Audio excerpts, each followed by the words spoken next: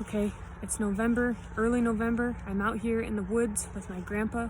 We're hunting, we're looking for that big buck. Grandpa, what do you have to say? Well, I spotted a big buck out here behind the house, so we're hunting close to home.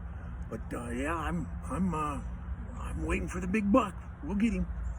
Yeah. So what have you been working on lately down there in that classes? Oh, Grandpa, so we're learning about all these different assessments, right? And the one that I've been really researching is called the Milwaukee Evaluation of Daily Living Skills. Wow, that's a mouthful. What does it have to do with? I mean, what's it all about? Only thing I know about Milwaukee is either Milwaukee's best beer or Milwaukee bucks. Where's that buck? Where's that buck? Oh my goodness. Okay. Milwaukee Evaluation of Daily Living Skills does not address deer hunting or the best beer in Milwaukee, but it does address the domain of occupation, specifically activities of daily living and instrumental activities of daily living. The purpose of the Milwaukee Evaluation of Daily Living Skills, or the MELDS, is to measure the behavioral performance of daily living skills of the long-term psychiatric clients. Wow. Okay. I'm not a psychiatric person. Your grandma thinks I am, but I'm not. Well, Grandpa, for this assessment, you probably wouldn't qualify then, but you have to be 18 years or older and you have to have a long-term psychiatric issue in order to perform the test. All right, well, you told me what the test does, but you didn't tell me anything about how you would take the test. How would you take the test? What sorts of things are asked? So basically, the test has 20 different subcategories. Whew, that's a bunch. Yes, and they include basic communication, bathing, brushing your teeth, denture care, dressing, eating, eyeglass care, hair care, clothing maintenance, makeup use. Makeup, nope. Yeah, you wouldn't do that one. Nope. Medication management, nail and personal health care, safety in the home and community, shaving, don't worry, we're getting to the end of the list, time awareness, use of money, use of a telephone, and transportation. Holy cow, that's a bunch. So how am I supposed to know if this test even works? Well, Grandpa, there's been a lot of research on this assessment, and it's been proven to have good inter-rater reliability and content validity. Okay, well then let's do it.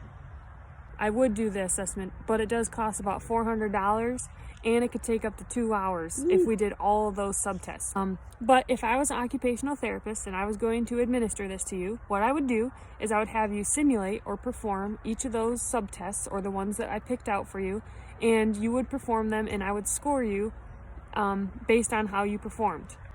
All right, so we pick out a few and we do them. How do you actually figure out the scoring on that for me and get the results then? Well, according to this assessment, you're scored on each individual subtest that you complete. Each individual subtest can have up to 6 different components within it.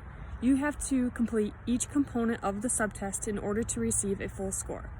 Basically, this assessment is a lot of observation by the therapist, and based on your scoring, I can have my clinical judgment on, the best plan of action for intervention or discharge. Well, you listed those 20 things. That sounds like a lot of stuff, a lot of supplies and stuff you might need to do those. There is a lot of different supplies, but depending on how many subtests we do, there could be less supplies that we need. Some examples of supplies that could be needed would include things like a toothbrush, toothpaste, a hairbrush, a cell phone, medication, money, clothing, or food items. All right, one last thing about this assessment. Some strengths of the assessment is that it is individualized, so the therapist can pick which subtest to perform on the client. It also can be performed in various settings. Some weaknesses include the cost. It is about $400, and some of the assessments are irrelevant to the client. Now that we've talked about this Milwaukee Evaluation of Daily Living Skills assessment, I'm getting pretty hungry. We haven't seen a deer. We're probably being too loud to see anything anyways. So I think we should go in, Grandpa. What do you think? Well, yeah, probably should. It was interesting though. Pretty cool. Wait.